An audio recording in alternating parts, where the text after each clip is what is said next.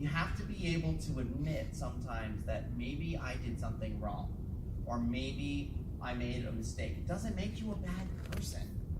We all make mistakes. We all do these things. Keep in mind, sometimes the problem is external, sometimes it's internal. Be open to both possibilities, no matter what's happening around you.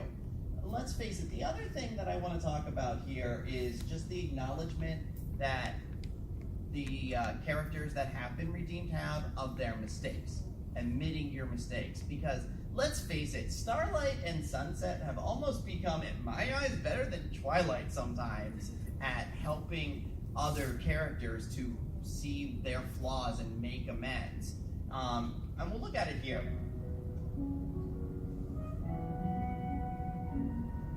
I'm so sorry.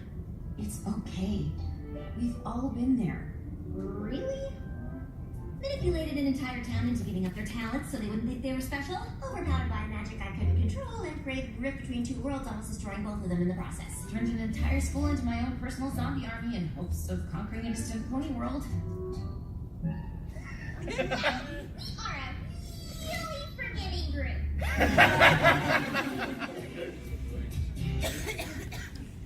The acknowledgement. They've been through this and they know what it's like. It's not just to this extreme though. Every one of you have faced a challenge in your life. We can all relate to one another in some way. We've all had to overcome some great obstacles, some challenge in our life that has made us go, like I can be better. Being able to acknowledge that and have these discussions with our friends, keeping our friendships strong within that, it's the best thing you can do. Having these discussions and saying, I know what it's like. I've been there. It's really comforting at times to know, you're not the only one. Hell, when I figured out, when I first discovered this show, for example, and, I watched an episode and then I was like, okay, I watched the second episode, and then I watched another episode, and then I'm like, holy crap, I'm a brony, aren't I? And did anybody else have that thing where you felt like you were the only one around? I had that so bad. And then I went to my first pony convention and I'm like, I found my people. It's easy sometimes for us to feel alone.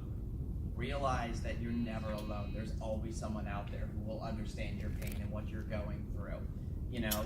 We're all unique. We all go through unique challenges, but we can identify still with similar things within ourselves. That acknowledgement builds our friendships even stronger and kind of puts those bridges up to make us go behind different cultures, behind different ideologies to say, you know what, I went through this and you may not have gone through the same thing, but it's similar. And let's talk about this and let's build a bridge between what I think and what you think, and let's come together, because I bet you we have more in common than we think.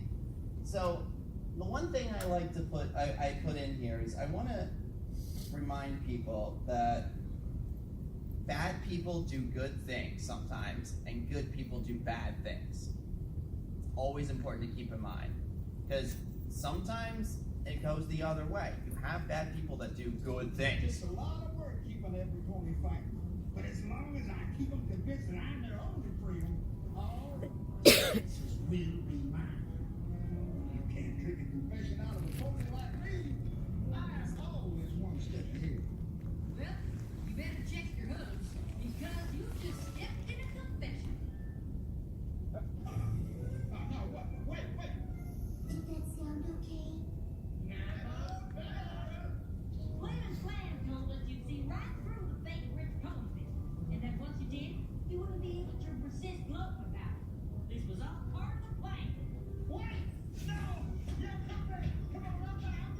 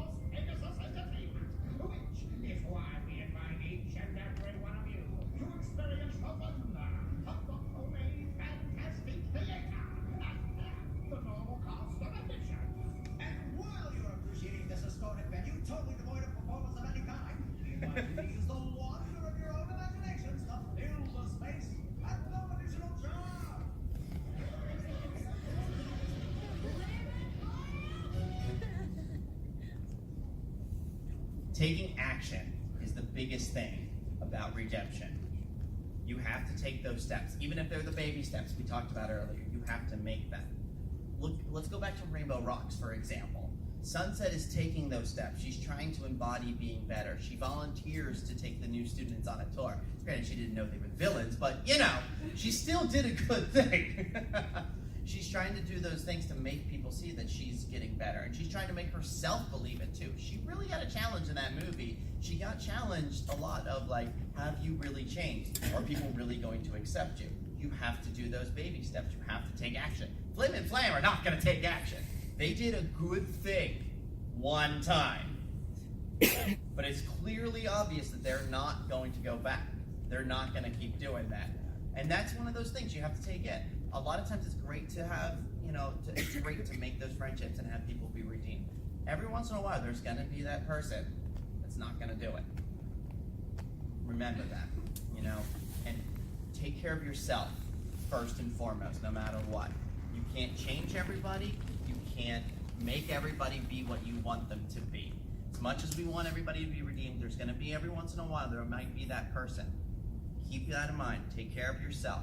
I always hope that everybody can become a better version of themselves, but I recognize too that sometimes bad people do a good thing. Take action. Sunset took action. Starlight took action. Starlight took a lot of actions, and now she's one of my favorite ponies, period. Because, let's face it, they use their experience to their advantage, and that's what we can all do. I encourage all of you as you go throughout life, as you go throughout this weekend, think about what you've done, where you've been. Think about the low places and admit that they happened. Think about the challenges you overcame. Think about something you're struggling with right now. There's always a struggle every day, and every single one of us have our own in our own ways. Think about it, work on it, have conversations, open up to your friends. It makes your friendship stronger. And that, more than anything else, is what I call keeping friendship magic. Thank you all for coming.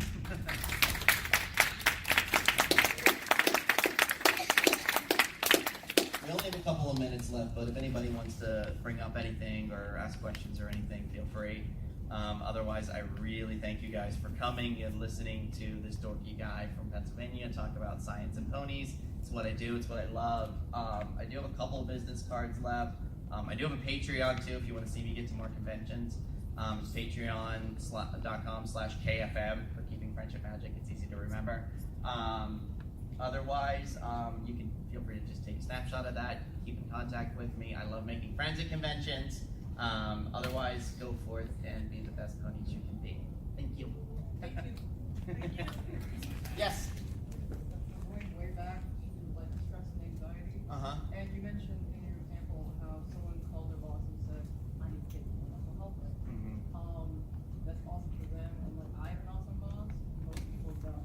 It's Most true. people You're not wrong. 6 days for vacation days, and some of you are minors, but some of you are actual adults like we are and have jobs and careers. And if you have a boss that will do that, or you don't have to take time, I mean, some people, if you don't show up, you get fired. So I was just wondering if you had any thoughts or tips on how to try and keep your stress and anxiety down when you can't take that time off. There's definitely some things you can do. I've taken a couple of yoga classes and I love it. It is fantastic for reducing stress. Ingrid actually teaches yoga. I was kind of sad she didn't do a yoga class at this con because I've taken it at previous cons she's been at, but I love it because it really is an outlet. I think there's little things you can do. It's finding kind of like a core something that works for you. Some people do breathing exercises. That really helps me sometimes with anxiety moments, is kind of a 4-part breathing. Kind of you inhale for 4, hold for 4, exhale for 4, hold for 4. Through the nose, out the mouth. It can help if you can, because it's kind of a matter of centering yourself. It's hard to do sometimes, especially anything with meditation really helps, but it's difficult sometimes. You almost have to kind of force yourself, sit there, just force yourself to just be at peace for a little bit. The breathing thing is the one thing that I think that helps me the most in the moment. The other thing, and sometimes especially at work it can be hard, is trying to reach out to somebody to just be like, I need a venting moment. It can be hard depending on what your job is. Like, I can't take my cell phone into work, so it doesn't work that well for me. That's why I try to do the 4-part breathing. or just have that thing where you're just trying to kind of. I've literally gone into an empty spot at work and just yelled. I've done that just to get it out, just to be like, I have this build up in me and I need an outlet. And I think that's the biggest thing, is find an outlet that works for you. Some people use stress balls, some people use fidget spinners. I really wish that didn't become such a tacky thing. I wish it had stayed what its original intention was to really help people. And if that's what you need it for, do not be ashamed and do not let anybody mock you for it. You have every right to use your fidget spinner, fidget cube, whatever it is, despite the trend and the tacky whatever cliches now. Do whatever works for you. And I think the yoga thing really helps if you can fit it into your schedule. Yeah. Some people may have low-paying jobs or no job at all if you're kids. Some YouTube videos can help. It depends on where you're at with yourself. I took some in college, so it kind of got me the start, but I know that there are some YouTube videos that just say, be careful, know your body's limits more than anything else. Don't do anything that's going to push your body over what it can do. Anything else for anyone else? All right, thank you guys for coming. Enjoy the rest of your con. I know there's not too much time left, but get out there and be awesome. Awesome as you want to be. Yay!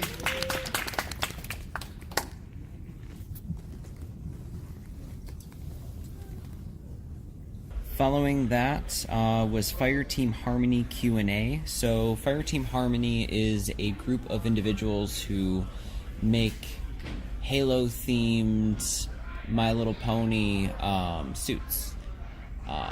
Second time seeing them at a convention. First time was at Ciderfest. From the sounds of it, I guess they do kind of go around to all these conventions. It's not just a group of 4. There's a bunch of other people who do it too. They just coordinate their schedules to see who can go to what. Definitely check that one out. Also check out their YouTube channel. It was really great. So Fireteam Harmony. Definitely a funny group right there. Dorothy, don't forget to turn on your mic too. Actually, forget to turn on the microphone. Now go hide in the corner. Poor Derpy.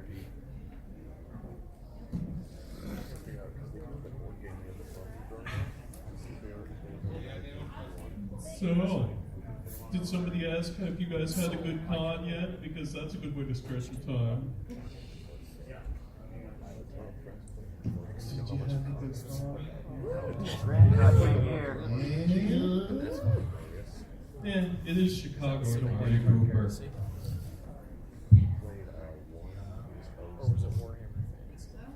Oh, no photographs. I want to keep my interviews. I'm really bad at it.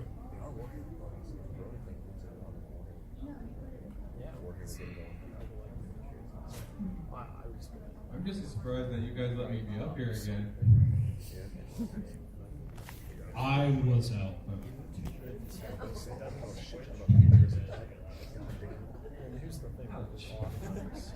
kind of like he's going man out. All I can look there over there. It's never a bad thing.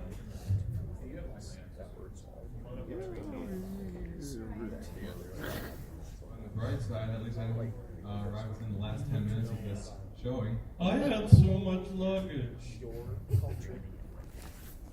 And Spike wasn't here to haul it all. And if there's any I haven't seen him since 2016. Yeah. If anybody has seen Spike, tell him to haul my luggage.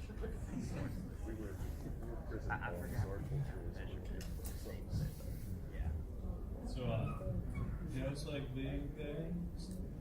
Hey, there we are. Yeah, you figured out the money. Oh, can't we? Now there's 2 of us.